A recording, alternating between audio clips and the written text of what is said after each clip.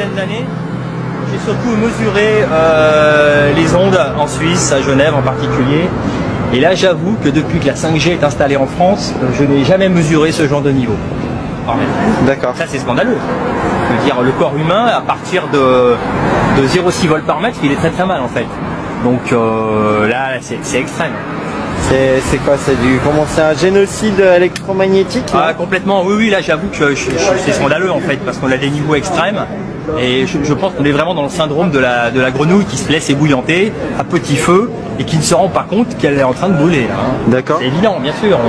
En fait, ce qui se passe, c'est quoi? C'est que ça génère du stress oxydatif, des radicaux libres. Ça ouvre la barrière hémato-encéphalique qui permet de laisser pénétrer dans le cerveau les métaux lourds et les virus.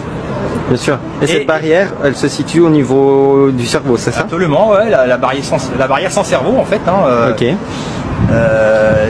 Qui s'ouvre avec les ondes électromagnétiques. D'accord. Et il y a aussi un problème d'inhibition, de sécrétion de la mélatonine qui gère le cycle jour-nuit et qui permet aux gens de récupérer la nuit et qui est anti-cancer. Donc là, ça aussi c'est un problème en fait. Hein. Donc c'est rien que ces trois facteurs, c'est vraiment déjà suffisant, mais on a aussi des effets cancérigènes, des problèmes aussi de maladies cardiaques. Voilà, pour dire. Mais il y a d'autres pathologies qui peuvent apparaître en fait. Hein. Là, on a atteint une valeur extrême, 280 000 microwatts par mètre carré. Donc là, on va dépasser les 20 volts par mètre, quoi. C'est énorme. Préciser que j'ai fait je suis un professionnel des ondes en fait, hein, ingénieur. J'ai fait beaucoup de mesures en Suisse, sur Genève en particulier. Je suis étonné de voir ces niveaux que je n'ai jamais mesurés en Suisse. D'accord. Là, on a dépassé les 100 000 microwatts par mètre carré, 115 000 microwatts par mètre carré. Donc, on peut dire que l'ancienne norme fédérale suisse est dépassée en fait. Ancienne norme, voilà. Là, c'est des niveaux que j'ai jamais mesurés de ma vie. Voilà. Donc là, c'est vraiment l'intoxication de l'environnement. C'est scandaleux en fait. C'est scandaleux et ça c'est vraiment la 5G parce que on a des antennes adaptatives qui envoient des salves. D'accord. Comme le signal n'est pas continu, on se permet d'augmenter les puissances. En France, on a quand même augmenté les puissances par 47, on peut mesurer de très faibles niveaux, mais aussi de très forts niveaux. Et là actuellement, on mesure de très forts niveaux. J'en ai jamais mesuré autant, à vrai dire, en 10 ans d'exercice. Si tu veux, ce qui est sain et ce qui est tout à fait correct pour l'organisme et acceptable, c'est quelques microwatts par mètre carré. Et là, on est à 132 000 microwatts par mètre carré. Ouais, donc on est quelques centaines de fois supérieur. Oui, et le bruit de fond naturel de la nature, c'est 1 nanowatt par mètre carré. D'accord. C'est-à-dire 1 milliardième de watts. Donc là, on est dans des niveaux totalement extraordinaires. Extraordinaires qui n'existent absolument pas dans la nature. Je vous laisse la teneur du propos, mais en tout cas, oui, c'est assez diabolique comme énergie, c'est clair. Là, on a un environnement électromagnétique toxique, largement. On a des pics qui, là ici, atteignent 125 000 microwatts par mètre carré.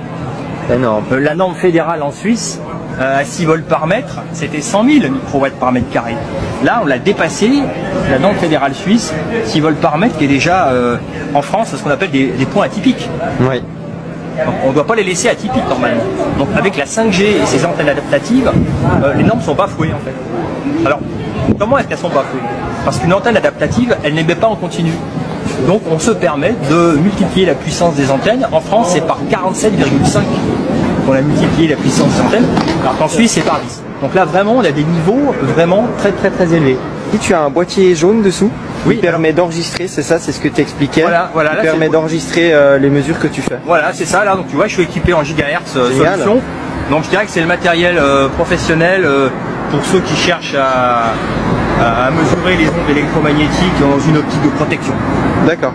Voilà, donc on peut mesurer de très faibles niveaux, mais aussi de très forts niveaux. Et là, actuellement, on mesure de très forts niveaux.